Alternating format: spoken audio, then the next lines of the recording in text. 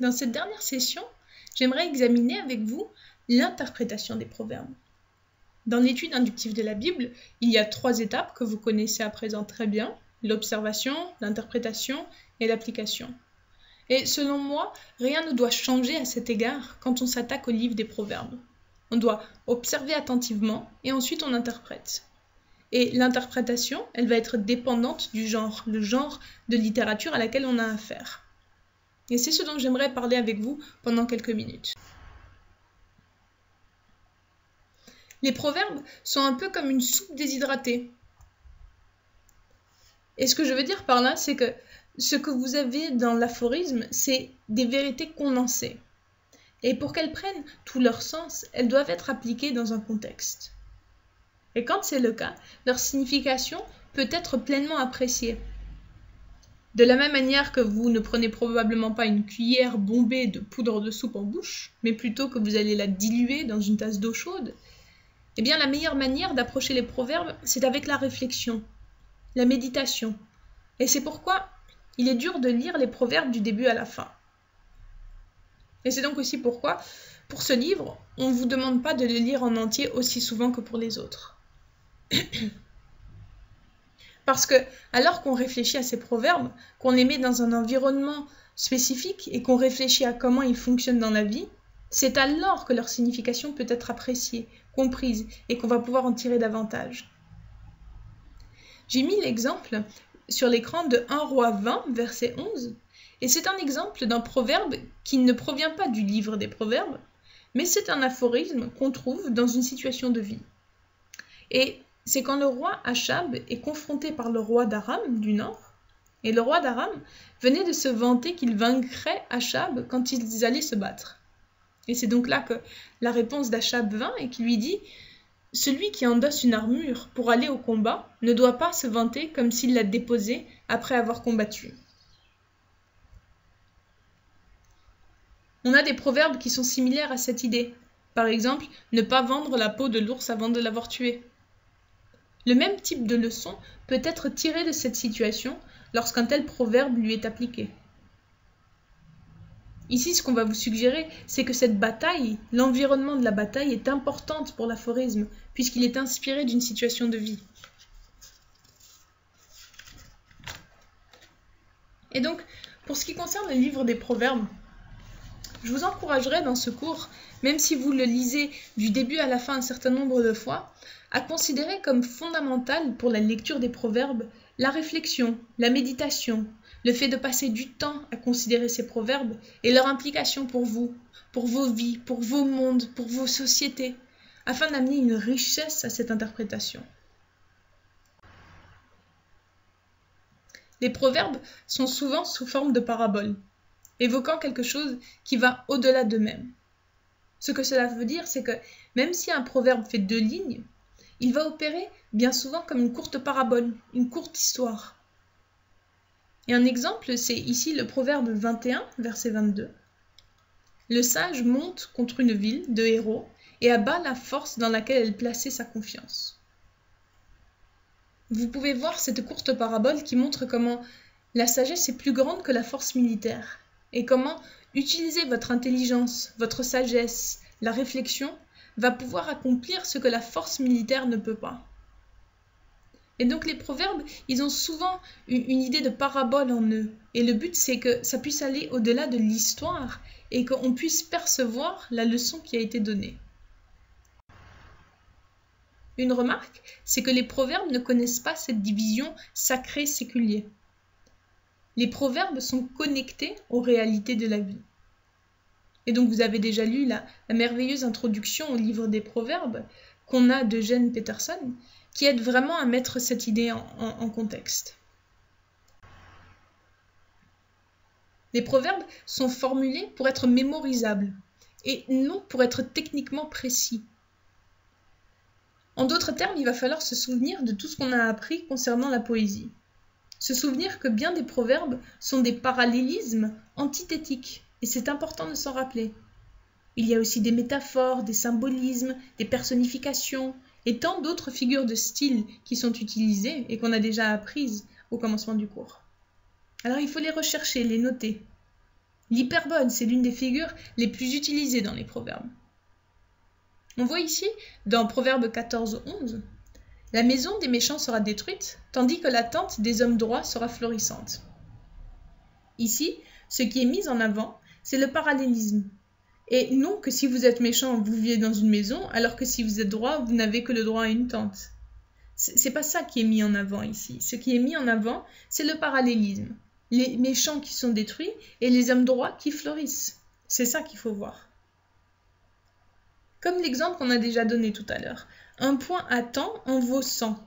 Cette maxime, elle est censée être mémorisable, mais pas techniquement vérifiée, dans le sens que si vous ne cousez pas un premier point rapidement sur le vêtement, vous pourrez avoir peut-être en effet besoin d'en faire plus par la suite, 70 par exemple, mais pas nécessairement exactement 100 points. Donc là aussi, c'est une parabole qui évoque une réalité qui va au-delà de la simple maxime. Et ce qu'elle évoque, c'est qu'il faut prendre soin des choses dès qu'elles se présentent, parce qu'à défaut, les choses vont s'empirer et par la suite, on va avoir des problèmes bien plus grands à gérer. C'est vraiment une sagesse de vie qui est fabuleuse, ce proverbe. Il nous faut aussi reconnaître que les proverbes de Salomon et les autres proverbes qu'on a reflètent la culture antique et donc peuvent nécessiter une traduction judicieuse. On a déjà vu que les proverbes étaient probablement compris comme un manuel de formation pour les jeunes hommes. Et dans la culture, c'était les jeunes hommes qui étaient préparés pour des rôles de responsabilité et non les jeunes femmes. Mais alors qu'on cherche à le traduire de manière pertinente pour aujourd'hui, on peut bien sûr reconnaître que la sagesse contenue dans les proverbes peut autant s'adresser aux femmes qu'aux hommes, même si dans le genre littéraire de l'époque, c'était adressé à de jeunes hommes. J'aime aussi ce que Eugene Peterson a fait dans sa traduction du message dans les proverbes. Dans Proverbe 20-28, par exemple, là où la traduction classique va utiliser roi, lui va toujours le traduire par le mot dirigeant. Et il va faire ça à chaque fois que le mot roi apparaît. Il y a une sagesse merveilleuse et très riche qui concerne le leadership dans le livre des Proverbes. Il y a quelques années, j'ai passé en revue toutes les paraphrases de Eugene Peterson et j'ai fait la liste de toutes les phrases où il utilise le mot dirigeant à la place de roi. Et dans ces versets, on va en fait trouver un court manuel de leadership et de la sagesse pour quelqu'un qui est dans une position de leadership. La bonté et la vérité protègent le roi ou le dirigeant et il soutient son trône par la bonté. Ici, ça appelle le dirigeant à montrer la bonté et la vérité, ou la fidélité, parce que ça devient le fondement d'un dirigeant droit et bon. Et pas juste dans l'Église. On doit interpréter les proverbes comme s'appliquant au-delà de la communauté chrétienne, à cause de la richesse de la sagesse qu'il y a ici pour la vie publique et les problématiques de gouvernance et de leadership dans n'importe quelle sphère où vous vous trouvez, ou aussi juste que vous examinez et que vous étudiez.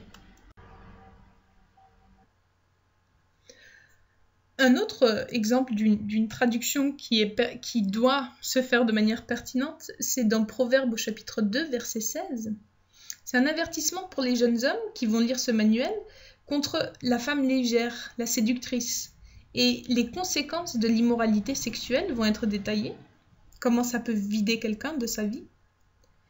Et une autre traduction judicieuse pourrait être le mâle prédateur, puisqu'il s'agit en réalité de l'homme qui cherche à avoir des relations sexuelles sans amour, sans pensée ou soin pour la femme. Aujourd'hui, donc si on veut, dans cette idée de le traduire pour les femmes aussi, ça ne serait donc pas la femme séductrice, mais une mise en garde contre cet homme qui cherche simplement à assouvir ses convoitises. Et qu'on lise ce passage dans le chapitre 2, mais aussi dans le chapitre 5, dans le chapitre 6, ce qu'on lit, c'est les conséquences de l'immoralité sexuelle. On voit ces conséquences tout autour de nous. Beaucoup payent le prix fort dans leur famille, dans leurs relations, dans leurs finances aussi, dans leur énergie émotionnelle, à cause d'échecs dans le domaine de leur vie sexuelle. On voit des carrières détruites, on voit des ministères qui sont brisés, des préjudices financiers, mais au-delà de tout, on voit la douleur, la souffrance, et pas juste pour eux, mais pour les autres aussi.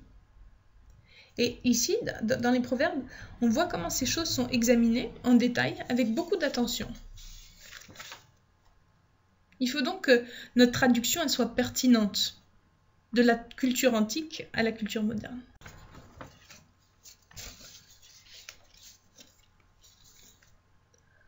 On doit aussi reconnaître que la nature de la littérature est telle que les proverbes ne sont pas une garantie de Dieu, comme les promesses pourraient l'être, mais des lignes directrices poétiques sur comment vivre au mieux. Et c'est vrai avec tous les proverbes. Un point qu'attend en vos sangs n'est pas une promesse, c'est une observation tirée de la vie pratique. Ne mettez pas tous vos œufs dans un même panier n'est pas une promesse, c'est une déclaration de sagesse. On a aussi par exemple le proverbe « Deux sont une armée contre un ». En d'autres termes, l'union fait la force. C'est la même idée, c'est pas une promesse. C'est pourquoi même dans notre livre de proverbes, on va avoir des proverbes qui peuvent sembler contradictoires. Parce que les proverbes vont concerner des situations de vie différentes. Ils vont s'appliquer à des moments, des temps différents. Ça ne veut pas dire que Dieu ne va peut-être pas vous donner une parole prophétique à travers un proverbe ou un autre, et qu'à ce moment-là, cette parole de Dieu qui vous est donnée spécialement devient vraiment, véritablement parole pour vous, promesse pour vous. Et bien sûr, les proverbes au sujet de la nature et du caractère de Dieu sont toujours vrais. Mais c'est important qu'on comprenne la nature de cette littérature. Les proverbes sont des proverbes et non des promesses. Les proverbes utilisent un langage très spécifique. L'exagération et toute autre variété de techniques littéraires pour faire passer leur message. On en a déjà parlé. Les figures de style et la poésie font partie intégrale de la sagesse. Un exemple sur l'écran. Mieux vaut habiter à l'angle d'un toit que faire maison commune avec une femme querelleuse. Magnifique image ici. Et rappelez-vous comment dans les temps antiques, le toit était ouvert sur l'extérieur. Et on a donc cette merveilleuse exagération qui dit qu'il vaut mieux vivre dans un tout petit coin là sur le toit à l'extérieur qu'avec une femme querelleuse. Ça vient vraiment appuyer le message. Un autre exemple. Une ville démantelée, sans murailles, voilà ce qu'est l'homme qui n'est pas maître de lui-même. Quelle image superbe, la maîtrise de soi qui est une muraille contre les attaques et que sans elle, on est sans défense. La maîtrise de soi, c'est une qualité essentielle à développer dans nos vies. J'ai mentionné précédemment qu'interpréter les proverbes, c'est comme l'interprétation pour le reste de la Bible. On va se poser la question, qu'est-ce que ça voulait dire pour le lecteur, pour l'auditoire original ? On doit se poser cette question pour chaque proverbe quand on cherche à l'interpréter. Et ça va pouvoir éviter des erreurs vraiment basiques.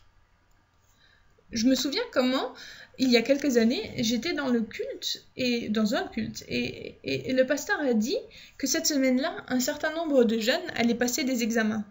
Et il a dit qu'il avait une parole de l'écriture pour eux.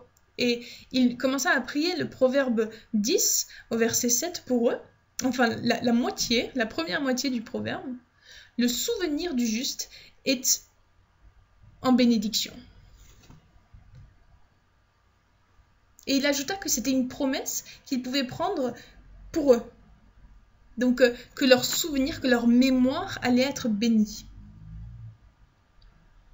Et on a déjà mentionné le danger de prendre un proverbe comme une promesse. Mais en réalité ici, ce n'était que la moitié du verset, puisque le plein verset, c'est « le souvenir du juste est en bénédiction, tandis que le nom des méchants tombe en pourriture ». Donc, la juste interprétation de ce proverbe n'était pas que leur mémoire allait s'améliorer s'ils étaient droits, même si, qui sait, peut-être que ça va se faire. Mais ce dont ce proverbe en particulier parle, c'est que le souvenir que les gens auront de nous après notre mort, après qu'on passe à autre chose, c'est celui-là qui sera béni. Le souvenir qu'ils auront d'une personne juste va être une bénédiction.